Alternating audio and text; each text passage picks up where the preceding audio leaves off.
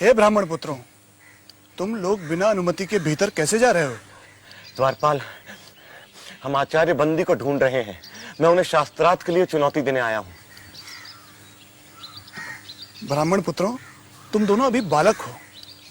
आचार्य बंदी को चुनौती देने के बजाय किसी आचार्य के आश्रम में जाकर शिक्षा ग्रहण करो। हे द्वारपाल, आग की एक छोटी सी चिंगारी भी पूरे जंगल को जलाकर खाक कर सकती है। बाल पकने से कोई ज्ञानी नहीं हो जाता, ना ही धनायु और कुलीन होने से कोई बड़ा। ज्ञान की साधना करने वाला ही वृद्ध और महत्व होता है। हम ज्ञान वृद्ध हैं, इसलिए हमें भीतर जाने दो, या महाराज जनक और आचार्य बंदी को हमारे आगमन की सूचना दो। द्वारपाल, उन्हें भीतर आने दो। अश्वसेन, उन्हें भीतर आने दो।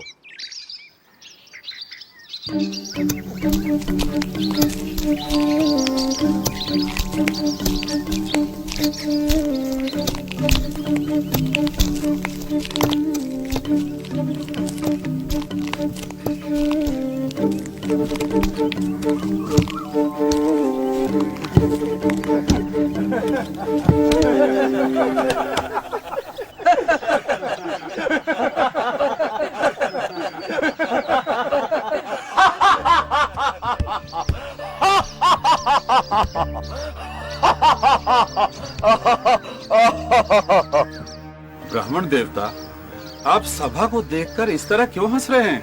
महाराज, मैं तो ये सोचकर यहाँ आया था कि जनक की सभा में आकर इन विद्वानों के बीच मैं आचार्य बंदी को शास्त्रार्थ के लिए चुनौती दूंगा, लेकिन यहाँ आकर मुझे लगा कि ये तो मूर्खों की सभा है। राजन, मैंने अपने हंसने का कारण तो बता दिया।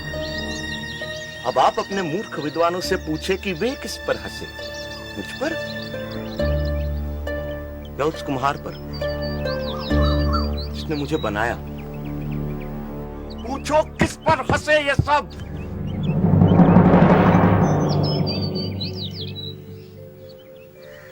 ब्राह्मण कुमार, मुझे और मेरे दरबारियों को इस अज्ञान के लिए क्षमा करें, पर मेरा निवेदन है कि अभी आप आचार्य बंदी से शास्त्रार्थ करने के लिए वयस्क नहीं हुए हैं। आचार्य बंदी से शास्त्रार्थ करना कठिन है।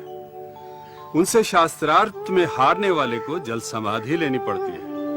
इसलिए अभी आप और विद्या अध्ययन करें। राजन, आचार्य बंदी से शास्त्रार्थ के लिए मुझ पर गुरु कृपा ही पर्याप्त है, और जो अमर है उसे मृत्यु का क्या भय। किसी महान उद्देश्य के लिए प्राण देना मृत्यु नहीं होती। आप आचार्य बंदी के सामने मुझे प्रस्तुत करें। मैं हूं आचार्य बंदी। मैं तुमसे शास्त्रार्थ करने के लिए तैयार हूं, पर क्या तुम्हें मेरी शर्त स्वीकार है?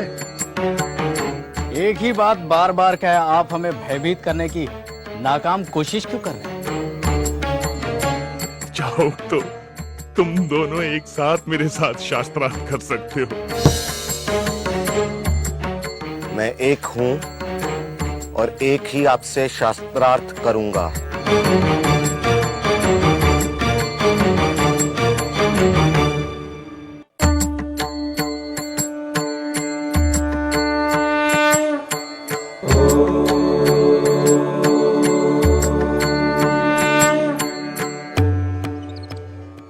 प्रपंच क्या है?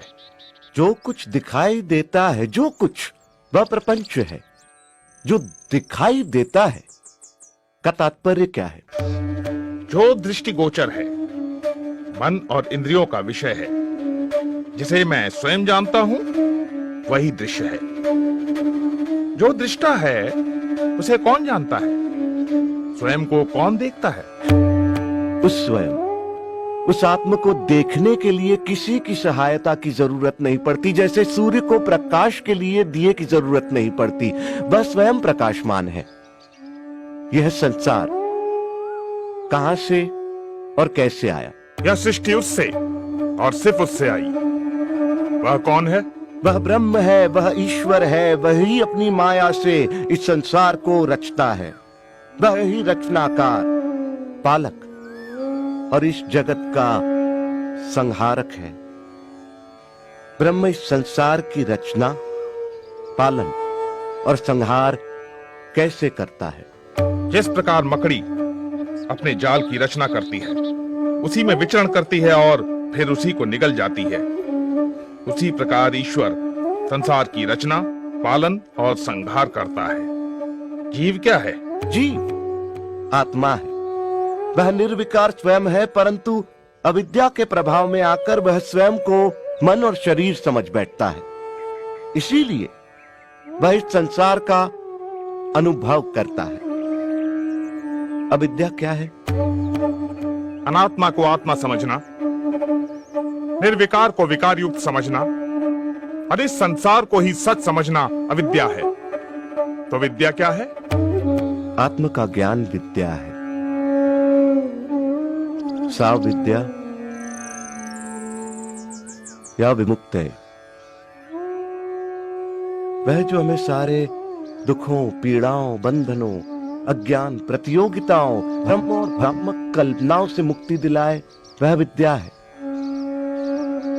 जो हमें द्वैत के भाव से, हम दो हैं के विचार से, अलगाव के विचार से, तुम और मैं के भेद से मुक्ति दिलाए, वह विद्या है। विद्या दृष्टि देती है, जिससे मनुष्य अपने ब्रह्म रूप को पहचान सके। साधो साधो साधो। ब्रह्म को जानने की प्रक्रिया क्या है? उसे जानने के दो मार्ग हैं। पहला मार्ग यह जानना कि ब्रह्म क्या नहीं है। जो ब्रह्म नहीं है उसका निषेध करना, सब नाम, रूप, गुण, सदोष और परिवर्तनशील वस्तु का निषेध कर निर्विकार को जानना। दूसरा मार्ग सत्य जैसा है उसे वैसा ही पहचानना। वह अस्तित्व रूप है, उसके बिना संसार का अस्तित्व ही नहीं है। वह ब्रह्म ही था, वह ब्रह्म ही है, इसलिए मैं ब्रह्म हूं, तुम ब्रह्म हो, हम सब ब्रह्म ही हैं, इसलिए सारा संसार ब्रह्म है। साधो साधो साधो। ब्रह्म को कैसे जाना जा सकता है? ब्रह्म को सही सामाजिक व्यवहार, आध्यात्मिक चिंतन, ध्यान पूर्वक सुनने, नित्य अनुभवों पर विचार करने और निष्कर्षों पर मनन करने तथा समाधि में जाकर जाना जा सकता है। ब्रह्मज्ञानी के लक्षण क्या हैं? यदि कोई दावा करता है कि उसने ब्रह्म को जान लिया है, तो वो ब्रह्म को नहीं जानता। ब्रह्म को जानने के साथ ही ब्रह्म को जानने का अहंकार मिट जाता है। क्या उसे तर्क से जाना जा सकता है? नहीं, परंतु तर्क सहायक हो सकता है। क्या उसे प्रार्थना और भक्ति से जाना जा सकता है? नहीं, किंतु प्रार्थना और भक्ति सहायक हो सकती है। क्या उसे योग व मनन से जाना जा सकता है? नहीं, परंतु योग व मनन सहायक हो सकते हैं।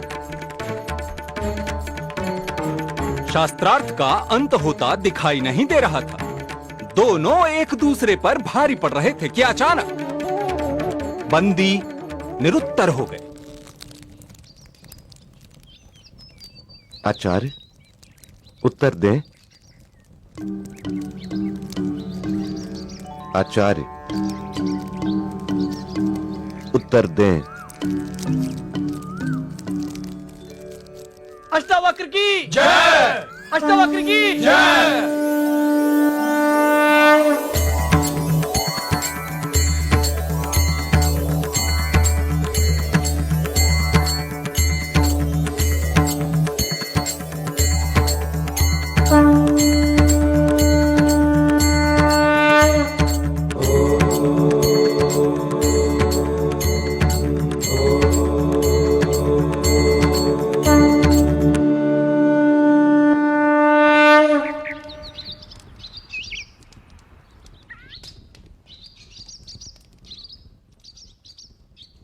मैं अपनी पराजय स्वीकार करता हूं। मैं जल समाधि लेने के लिए तैयार हूं।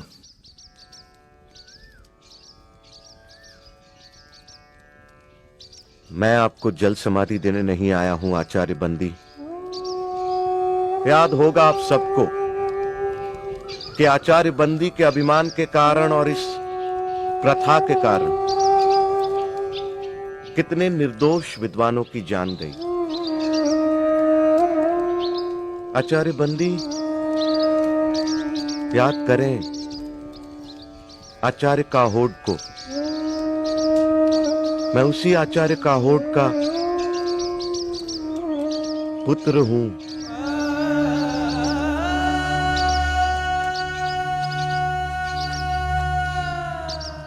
आज मैं विजयी हूं, आप पराजित। मैं चाहूं तो आपको जल समाधि दे सकता हूं, परंतु मैं ऐसा नहीं करूंगा आचार्य बंदी। क्षमा ही मेरा प्रतिशोध है। मैं आपको क्षमा करता हूं आचार्य बंदी।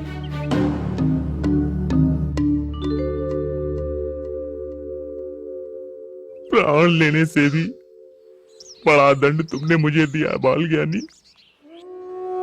मुझसे पाप हुआ है, पाप हुआ है मुझसे पाप। पश्चाताप की आग से बड़ी कोई आग नहीं आचार्य बंदी। हर दिन इस आग में जला पवित्र हो, यही आपका प्रायश्चित होगा। शास्त्र को शस्त्र न बनाओ।